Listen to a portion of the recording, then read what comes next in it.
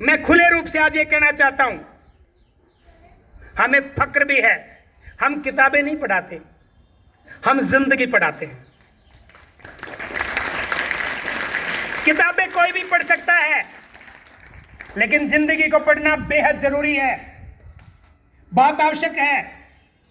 और जिंदगी की परीक्षाएं साल में नहीं होती, प्रतिपल प्रतिदिन प्रतिक्षण होती है। वो जिंदगी हम पढ़ाते हैं, इसलिए कि जो वातावरण है पूरे देश और समाज का, वो वातावरण बदले, उसमें परिवर्तन आए।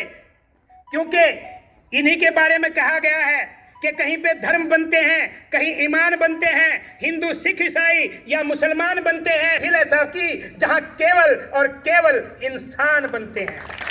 हम इंसान बनाने का काम करते हैं, हम मशीन बनाने का काम नहीं करते, क्योंकि हमने सीखा है से, अपनी सभ्यता से, अपने पुरखों से, पूर्वजों से, शिक्षाविदों से, शिक्षा शास्त्रियों से, कि आदमी को आदमियत होनी चाहिए, इंसान में इंसानियत होनी चाहिए।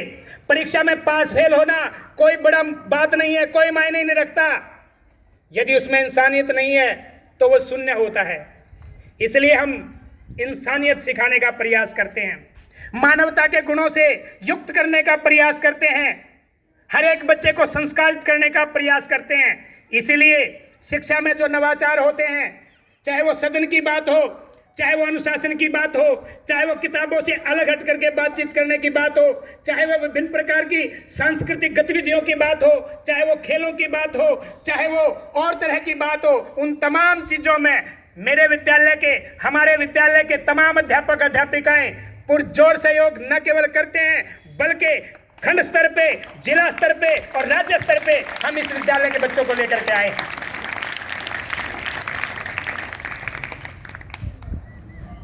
इसे कह सकते हैं आपका आशीर्वाद, क्योंकि किसी ने कहा है जो बात दवा से होती नहीं, वो बात दुआ से होती है, और जब कामिल मुर्शिद मिलता है फिर बात खुदा से होती है।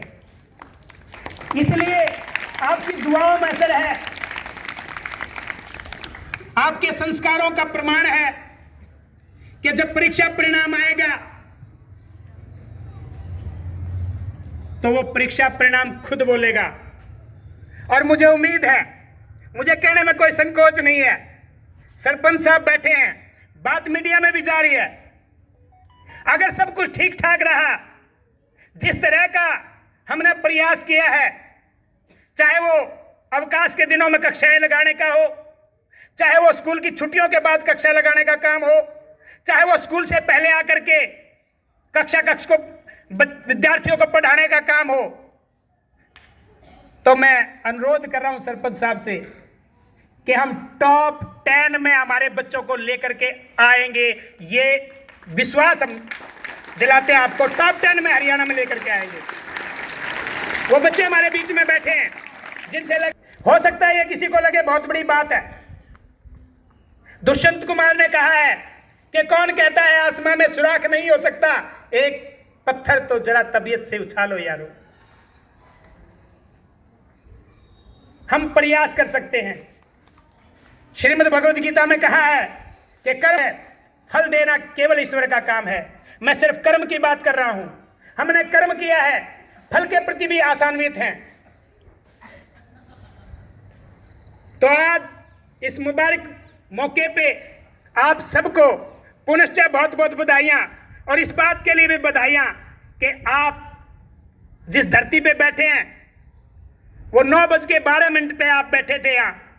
उसके बाद आपने प्रातःकालीन सभा की, तत्पश्चात राष्ट्रगान किया, और उसके बाद इस समय लगभग घड़ी 11 बजाने वाली है, आप बैठे हैं। आपकी इस सहनशीलता को, आपके इस त्याग को, आपके इस विद्यालय के प्रति समर्पण को, और आपकी तालियां बताती हैं कि जिस तरह से बुनियाद में आप पहले नंबर पे हैं, इसी तरह से आप सुपर 100 में पहले नंबर पे आएंगे। और इसी तरह से जब 10वीं कक्षा का वार्षिक परीक्षा परिणाम आएगा, मुझे उम्मीद है, वो किसी शायर ने कहा है कि हजारों मंजिलें हो कारवां होंगे, निगाहें हमको ढूंढेंगी, हम न जाने कहां होंगे। मोहम्मद रफी ने अपना अंतिम गाना यही गाया था कि दिल का सुना साज तराना ढूंढेगा, मुझको मेरे बाद जमाना ढूंढेगा। इसलिए जब परीक्षा परिणाम आए तो लोग आपको ढूंढे, लोग आपके पास आए कि ये वही विद्यार्थी हैं राजकीय उच्च विद्यालय नगला मेगा के, ये वही विद्यार्थी हैं। अभी भी एक बच्ची मेरी तरफ देख रही है और उसके चेहरे के भाव बता रहे हैं कि सर चिंता मत कीजिए, हम इस काम को करेंगे। और ये इन्होंने मेरे से वादा भी किया है। मैं उनके दम पे बोल रहा हूं, मेरा अपना कोई दम नहीं है, मुझे कोई संकोच नहीं स्वीकार करने, मेरी अपनी कोई